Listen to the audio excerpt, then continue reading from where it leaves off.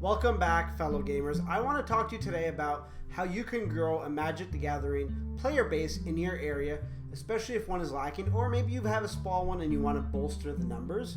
Maybe it's so that more people are at FNM, there's a bigger pre-release, your store gets more product, or maybe you just want to play with more people, right? Crazy enough, that might be a reason. Well, here's what I did to bolster a player base in my neighborhood. I was oftentimes stuck with a lot of extra cards. Some good, some bad, mostly the draft chaff. And I wasn't one of those people that threw out Magic cards. I find that extremely wasteful. There's a lot of different things you can do with Magic cards. You're not really gonna sell them. Like there are some stores that might buy the 1,000 for like 5 cents. What I would prefer doing is I usually build decks, and they're not good decks. Like they're not gonna win any type of tournament.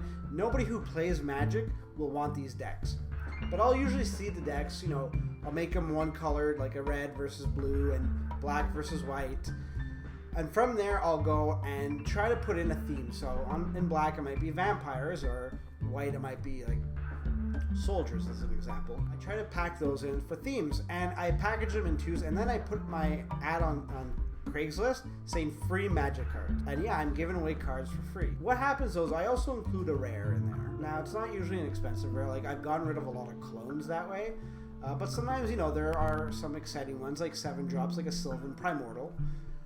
It makes it so that there's a strong unbalance to one of the decks. And always include 2 decks so that whoever's picking up your deck can play with somebody else. You let them know that if ever they're interested in more decks, or they want to bolster their card collection later on, I do sell and trade lots of cards, so feel free to hit me up. And like I said, 9 times out of 10, I get somebody later that gives me a call, texts me, whatever, and they want to get more cards. So I give them the resources where they can find Magic cards cheaper.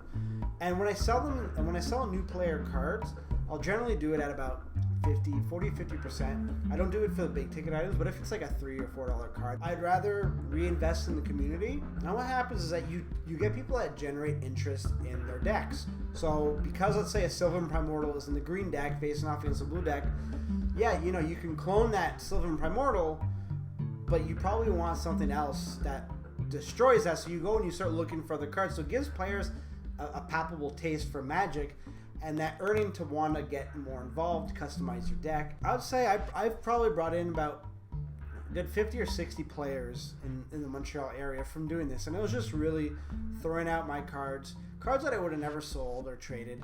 Even when Puka Trade came around, and I could get, like 25, 30 cents per card, I was like, you know what?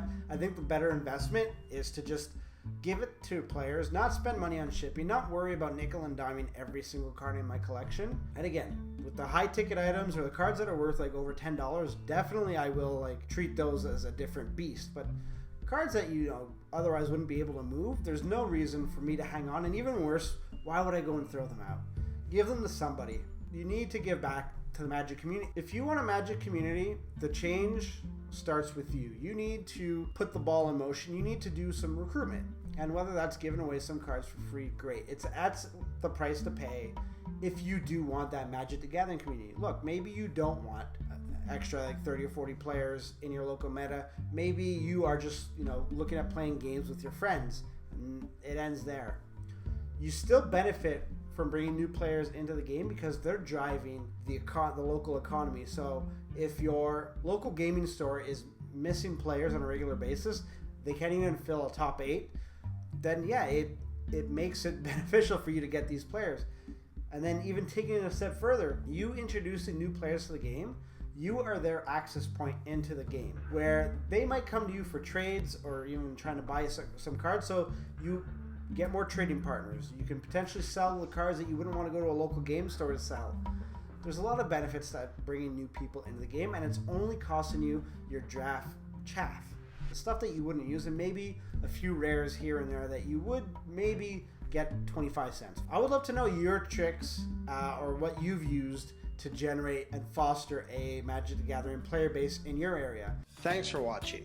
And don't forget to like and subscribe. It really helps the channel out. If you'd like to see more, click on one of the two videos that are there, or click on show more in the description below to see when and what we upload, as well as when we stream. And if you need an update on what exactly we're going to be streaming that week, don't be shy to hit us up in the comments or reach out to us on Twitter. We'll be more than happy to chat.